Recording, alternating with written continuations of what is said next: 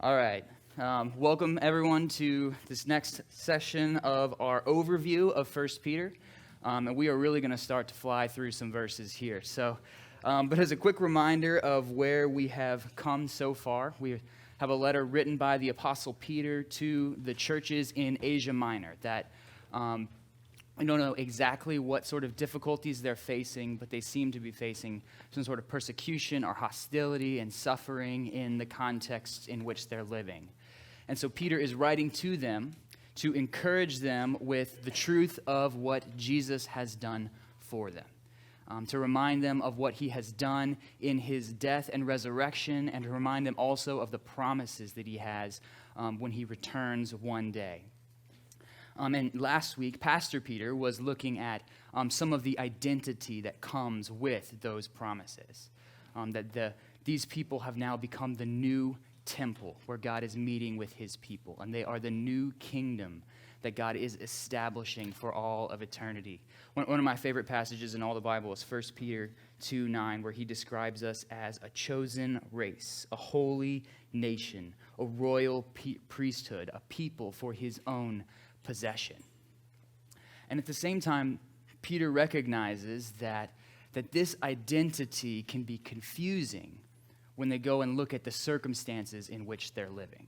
How is it true that we are a chosen people when we're facing such difficulty? How are we a holy nation when we are excluded minority in the towns in which we are living?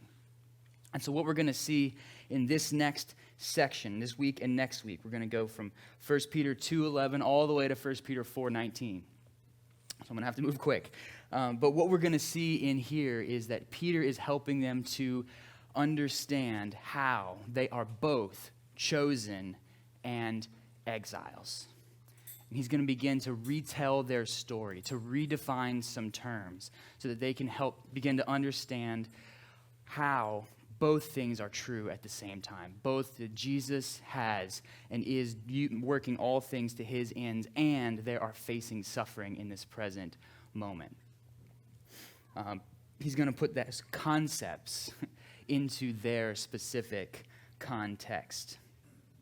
And there's really a lot of ideas and concepts in this section. So what I'm going to try to do in these next 2 weeks, I'm just going to pick up a couple ideas, a couple words that Peter uses to help kind of redefine this story, that we can see how he is applying those ideas to their circumstances. I don't know that these are going to be the only concepts in here or even the main concepts that Peter is drawing out, but I think it's going to be helpful to see what he's doing. It's going to help us kind of draw that theme all the way through all the different examples and ideas that he talks through. What he's really doing is trying to help them see how their identity in Jesus Christ is shaping everything about the way that they live, and that the suffering they're experiencing now is not disconnected from God's plan, but is the way that God has chosen to work in all of history, especially in the person of Jesus Christ, who has defined their reality. So the two concepts that we're going to look at this week, we're going to look at the definition of freedom. How does Peter define freedom? He's going to call them in this passage to live as people who are free. But I think we'll see what he means by that, maybe something a little different than you might bring to that, or that even his immediate hearers would have wanted that to mean. And then next week, we're going to look at how Peter redefines suffering and the end to which suffering leads. But as we get into this week, we're looking at the idea of freedom. And when you think about freedom, you can't really think of freedom just in the abstract. Right? Freedom needs a source, and it needs a direction. Right? You need to be freed by something. Something has the power or the ability to free you. And you need to be freed from something and to something. I can't just be free in general. Right, so if you imagine a slave needs some means, some power to free him from his master to live and work as he chooses on his own. Right? It needs a context to make sense. And we living in America, freedom's a big deal here. We have a lot of discussion around freedom, but we have a particular definition and direction of freedom. right? American freedom is based on the Constitution, the Bill of Rights, that you have a defined set of rights. And those rights are designed to free you from the oppression of the government that would try to tell you how to live in certain contexts or force a religion or force a certain way of life on you. And it's going to free you to live the way that you choose. So life, liberty, the pursuit of happiness. That's the context. That's the direction and source of American freedom. But if you pick up that definition of freedom and try to put it into what Peter's talking about today, you're probably going to be confused. Because what we're going to find is that Peter has a different definition of freedom than that. He's got a source and he's got a direction, but it's not the same thing as what you pick up if you just used all that you've learned about freedom in your American history class. Probably even a different definition of freedom than what his hearers would have heard in the first century. Right? They would have maybe just wanted to be free from the persecution in their town. Just make all of this stop happening. How can we get out and be free from this suffering? And that's not what Peter's talking about either. So as we go through this passage, if you find that some of the things that Peter's saying sort of are shifting what you're thinking or don't quite feel like they fit your life or where you want them to, consider maybe that's because what Peter is doing is adjusting your definition of freedom or adjusting the purpose to which you need to be free. So we get into this. We're going to read this passage. We're just kind of going to go through this whole, we're going to get up through 1 Peter 3:9 today. So I'm just going to read this chunk at a time. A little bigger chunks than I normally read, but again, that's just because we have a lot of concepts, and I want to see this one big idea kind of pulled through all of this passage. Starting in 1 Peter 2, verse 11. He says, "Beloved, I urge you, as sojourners and exiles, to abstain from the passions of the flesh, which wage war against your soul. Keep your conduct among the Gentiles honorable, so that when they speak against you as evildoers, they may see your good deeds and glorify God on the day of visitation. Be subject, for the Lord's sake, to every human institution, whether it be to the emperor as supreme or to governors as sent by him to punish those who do evil and to praise those who do good. For this is the will of God, that by doing good you should put to silence the ignorance of foolish people. Live as people who are free, not using your freedom as a cover-up for evil, but living as servants of God. Honor everyone. Love the brotherhood. Fear God. Honor the emperor." There's a lot in that passage, but one of the first things you see is there's clearly two groups of people. Right? There are the church, the people that Peter is writing to, and then there is the world. And in the world, you have the passions of the flesh, you have human institutions, you have people who are slandering and persecuting the church. And a lot of what Peter is doing is telling us, how do we as the church relate to the world? And note what he doesn't say to do here. He doesn't say, those who are slandering you and speaking evil against you, you go make sure everybody understands what's right. You resist them, you put up the best arguments, you make sure nobody says anything wrong about you. He doesn't teach them to resist the world here. He doesn't even teach them to live separate from the world. If you're having all these problems, you guys just go make sure you band together and kind of live on your own so that's not a problem for you anymore. We don't resist the world. We don't live separate from the world. He actually tells us to submit to every human institution. In the same paragraph, submit to every human institution and live as people who are free. So somehow, Peter's definition of freedom does not mean that submission to human institutions and freedom can't go together. Somehow both of those can be true at the same time. And so you see that this is a different definition of freedom than you might have brought into this passage. Right? American freedom is dependent on you having your rights, on institutions not trampling on your rights. And if your rights are submitted to evil institutions, you aren't free by definition. But that's not what Peter's talking about. He's got a different definition of freedom. So what does he mean? What does Peter mean when he says live as people who are free. Well, the first thing I think we see, and if you've been paying attention all along, everything in 1 Peter is shaped by the person of Jesus Christ. Our freedom, the source of our freedom, is what Jesus Christ has done for us. If you go back just one chapter, 1 Peter 1, 18 to 19, he says, "You were ransomed with the precious blood of Christ." That is the source of our freedom. We are free because Jesus brought life out of death, because of his death and resurrection. And everything about the way we live now is shaped by what he did then. And what's the direction of our freedom then? If that's what the source of our freedom is, what are we free from and what are we free to do? What Peter's been talking about through this whole book and again in this section is that we are free from sin. We are free from evil. That's what he ransomed us from. 1 Peter 1, 14 to 15, just a few verses before he says we were ransomed. Peter urges, "As obedient children, do not be conformed to the passions of your former ignorance, but as he who called you is holy, you also be holy in all your conduct." Again, at the beginning of what we just read, 1 Peter 2:11, "I urge you to abstain from the passions of the flesh."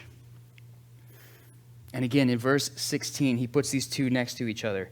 "Do not use your freedom as a cover-up for evil."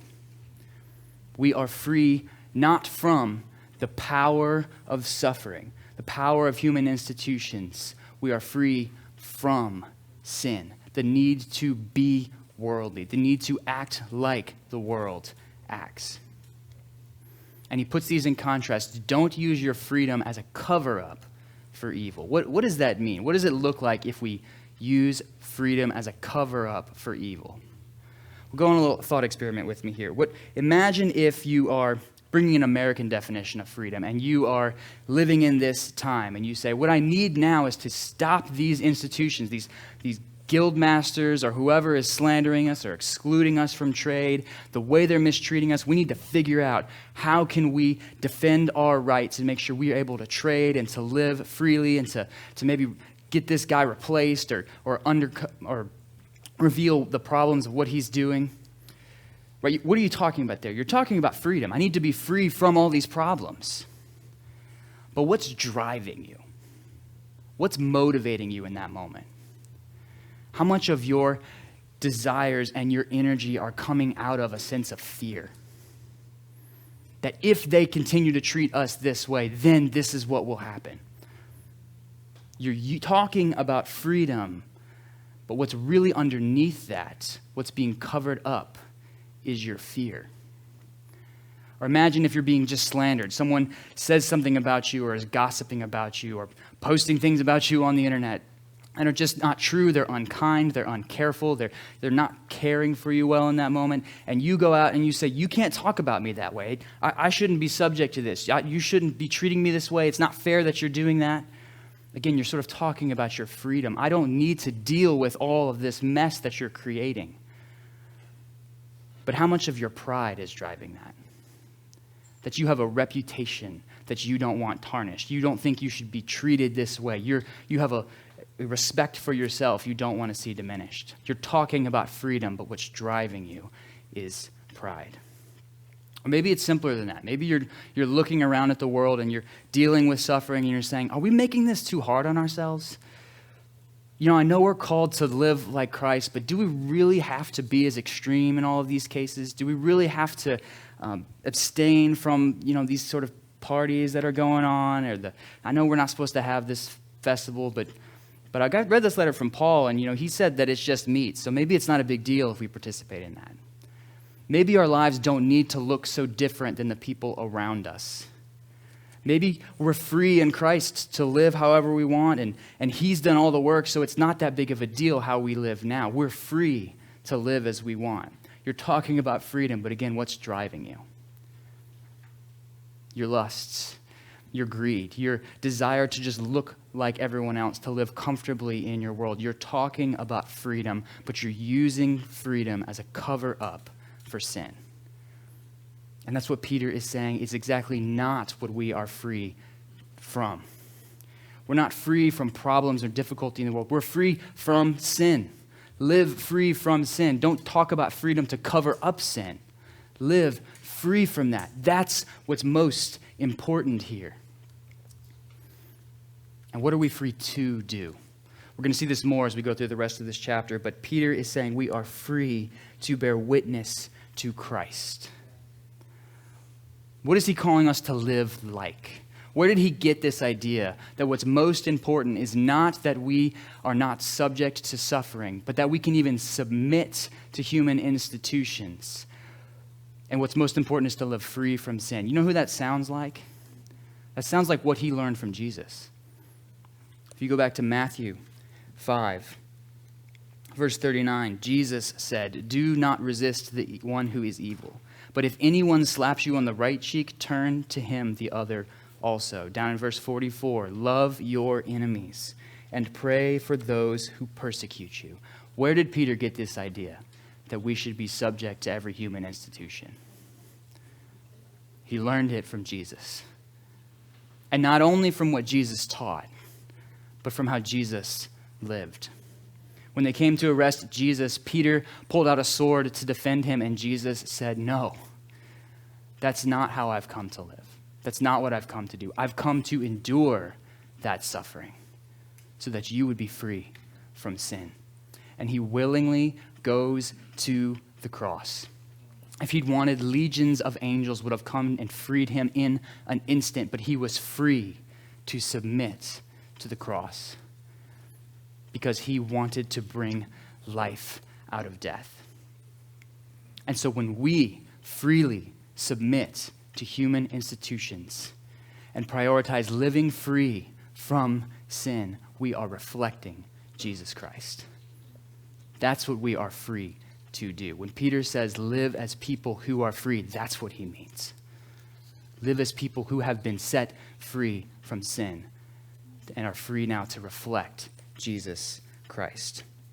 And so we are to live so free, so confident in what Christ has done and what Christ will do, that the difficulties and the sufferings in the world around us have no power over us. Not that they can't do things to us, not that we are separate from them and can't be touched by them, but we're free from them because our confidence is not in the rights that we have today. We don't need rights. We have Christ, and that is why we are free. And then he takes this concept and he gives us two illustrations of what it looks like to live free in Christ. He's going to talk about servants and he's going to talk about wives. He says, if you want to understand what this concept looks like put into context, here's two examples for you. So let's look at these examples and see what we can learn as we look from them. 1 Peter 2, 18 through 25. "Servants, be subject to your masters with all respect, not only to the good and gentle, but also to the unjust. For this is a gracious thing. When mindful of God, one endures sorrows while suffering unjustly. For what credit is it if, when you sin and are beaten for it, you endure? But if when you do good and suffer for it, you endure, this is a gracious thing in the sight of God. For to this you have been called, because Christ also suffered for you, leaving you an example, so that you might follow in his steps. He committed no sin, neither was deceit found in his mouth. When he was reviled, he did not revile in return. When he suffered, he did not threaten, but continued entrusting himself to him who judges justly. He himself bore our sins in his body on the tree, that we might die to sin and live to righteousness. By his wounds you have been healed. For you were straying like sheep, but have now returned to the shepherd and overseer of your souls." Do you see that principle played out? When you are suffering unjustly and you endure it, then you are reflecting Christ. You're living as Christ lived. And that's what Peter is calling us to. And he's talking here not just about just suffering, not just when things are happening to us that we deserve, but specifically when we don't deserve them. And that is a gracious thing. And again, this sounds like what Jesus taught. just after he says to pray for those who persecute you. If you go on, Matthew 5:45-48. For if you love those who love you, what reward do you have? Do not even the tax collectors do the same? And if you greet only your brothers, what more are you doing than others? Do not even the Gentiles do the same? You, therefore, must be perfect as your heavenly Father is perfect. We aren't called just to endure suffering that is just. We are specifically called to endure suffering that is unjust. What difference is it if we endure suffering when it's deserved? That's nothing. There's no example in that. That's just what everyone's supposed to do. But Jesus is calling us to do what he did. And this does not make sense if you're just trying to live your best life now, if you're just trying to enjoy this season. You have to understand what you're called to. That we are called to reflect Christ, to live as he lived, to live in a way that when people see us, they say, oh, that's what Jesus was like. That's what it's like for someone to go willingly to a cross, to bring goodness out of evil. One way I think about this is that he's calling us to always be the good guy. Right? If you read stories, there's often an example of some sort of injustice is done to the main character. Right? And out of that story, they have a decision. How are they going to respond? Are they going to respond in kind? Are they going to retaliate and bring about justice? Right? If you watch a Western, that's always what happens. Right? You go hunt down the bad guys and you do to them whatever they did to you. That's the way it works. But in a lot of cases, you find that when you do that, nothing's really better in the world. Right? The world is still the same sort of broken place. Maybe that one injustice is sort of balanced out now, but everything's still pretty much the same. It's still a world full of outlaws. And sometimes even the person who goes and brings revenge becomes the bad guy. Are they really any better now than the people who did the same thing to them? If you get into any sort of bad guy origin stories, this is how it happens. Something bad happens to them first.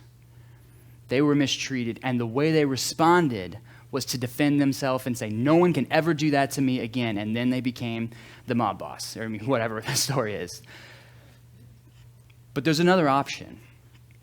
Sometimes they choose not to pursue justice, not to respond in the same way as been what's done to them. Instead, they choose to take the suffering in themselves. The suffering's going to end with me. I'm going to take it, and instead, I'm going to return to you good. I'm going to do what is good in the world, regardless of what has been done to me. And it's those stories where something's really changed in the world. It's that power to bring goodness out of suffering that can bring about true change. And that's exactly what Jesus did. He took the suffering in himself. And because of that, life is for all of us. By his wounds, we are healed. And that's how we are called to live too, to give what we have received, to endure suffering, even unjust suffering, and instead of returning what is fair, to return good. That's what we are called to do. One quick caveat on this. When you read this passage, don't apply just the context. Right? Peter's not writing here as a description of what best labor practices are. Right? He's writing about a master-servant relationship. He's writing about this sort of labor situation, but he's not trying to say, and here's how everyone should order all of their workplace. He's not condoning mistreatment, certainly. Right? If you go back to what he learned from Jesus in Matthew 5, the Sermon on the Mount, one part of it was about not returning evil for evil. But a lot of other parts were about living well towards other people. Right? So this is not a whole context. It's not a whole description of how we should think about injustice in the world. When it's in our power to do good, we don't say like, oh, well, it's better if you're an example of Jesus and just endure this suffering. Right? He's not writing to masters to say like, oh, it's not a big deal if you kind of keep your servants down and don't treat them very well. Like, that's fine because then they're an example of Christ. That's not what he's saying. Right? He's not writing primarily about this context. Right? He's got an idea of how we reflect Christ when we face mistreatment, and he's giving an example in a specific context. But you've got to hold both of those ideas together to understand how to apply this passage. When you face mistreatment and you have a decision on how you're going to respond to that, this is how you respond. And we have plenty of examples to apply that. But we need to understand rightly how both the concept and the concept, what is Peter really talking about to apply this passage correctly? Next, we have one more example where Peter looks to wives and says, what does it look like for you to reflect Christ in the way that he endured suffering? 1 Peter 3, verses 1 through 7. Likewise, wives, be subject to your own husbands, so that even if some do not obey the word, they may be won without a word by the conduct of their wives. When they see your respectful and pure conduct, do not let your adorning be external, the braiding of hair and the putting on of gold jewelry or the clothing you wear, but let your adorning be the hidden person of the heart, with the imperishable beauty of a gentle and quiet spirit, which in God's sight is very precious. For this is how the holy women who hoped in God used to adorn themselves, by submitting to their own husbands. As Sarah obeyed Abraham, calling him Lord, and you are her children, if you do good and do not fear anything that is frightening. No, he starts this with likewise. So we're doing the same idea. Just like servants reflect Christ by the way they endure unjust treatment by their masters, wives can reflect Christ by the way they relate to their husbands, especially to unbelieving husbands. And again, it's important here to understand this is not written about the ideal marriage. It's not aiming first at the context. This isn't a very long description of marriage. You're not going to learn a lot about how to be a wife from this passage or how to be a husband from this passage. It's written to a very specific instance of how you can reflect Christ in one area of your marriage. But don't come to this passage and ask, what's the main definition of a wife? Because that's just not what Peter's talking about. He's illustrating his concept. So don't over-apply this passage, but do see what is it that Peter is trying to get us to see. Again, he's trying to say, how do you reflect Christ? Even that part about a gentle and quiet spirit. It's not about wives. That's about reflecting Christ. Because who else is described this way?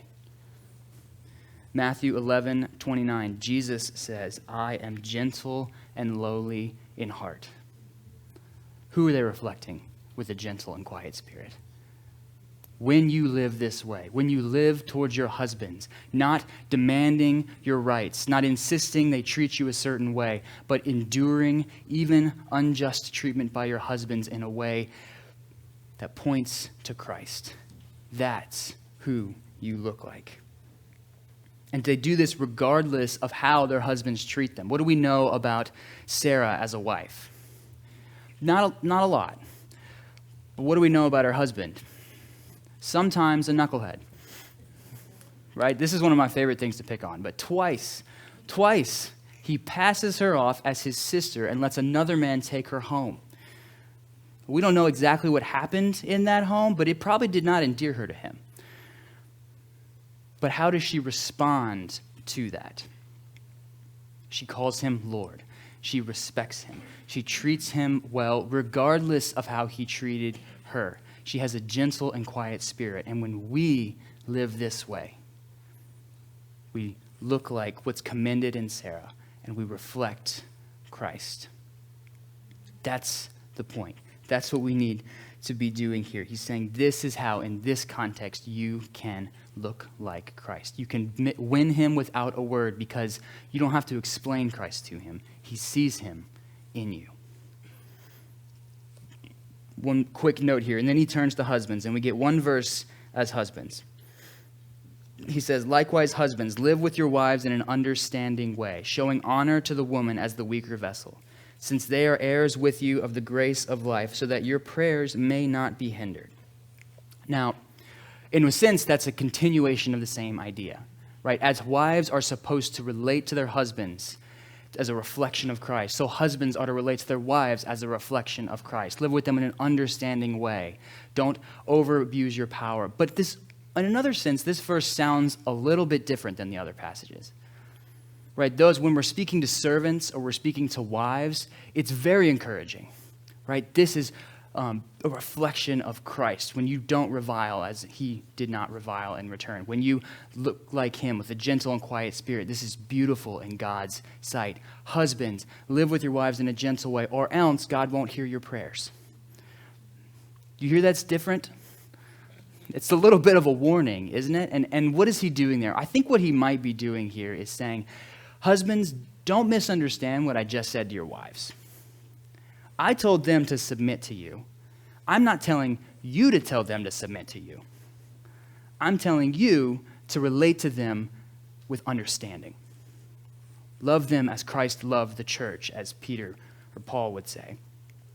Don't over-apply this passage and think I'm telling you this is the ideal marriage relationship where it's all about they have to do whatever you say. Because if you forget that they're co-heirs with you in Christ and you mistreat them, God's not going to hear your prayers. Don't over-apply this, husbands. You are to relate to them as a reflection of Christ, just like wives are to relate to you as a reflection of Christ, just as servants are to relate to their masters as a reflection of Christ. That's what all of us are doing primarily. We are reflecting Christ, and that's how he ends this section. He turns to the whole group, and he says, finally, all of you have unity of mind, sympathy, brotherly love, a tender heart, and a humble mind. Do not repay evil for evil or reviling for reviling, but on the contrary, bless. For to this you were called, that you may obtain a blessing. This is what all of us are doing. As Christ did not return reviling for reviling, did not repay evil for evil, but instead chose to do good in every circumstance, regardless of how he was treated. All of you live like that. Your story has been shaped by Christ. You've been freed by him. You've been freed from sin, and you've been freed to reflect him. That's the setting in which you live. And even the difficulty and the mistreatment, the suffering that you're enduring right now is an opportunity. You are still free to live as a reflection of Christ. Live free to what Christ has called you to be free. And live free not only because of what he has done, but because in doing so, you will receive a blessing. And that's my teaser for next week, because we're going to see how does suffering lead to blessing. How do we obtain a blessing? By reflecting Christ in every circumstance, regardless of how we're treated. You have to come back next week to hear that as we finish this section. So, thank you.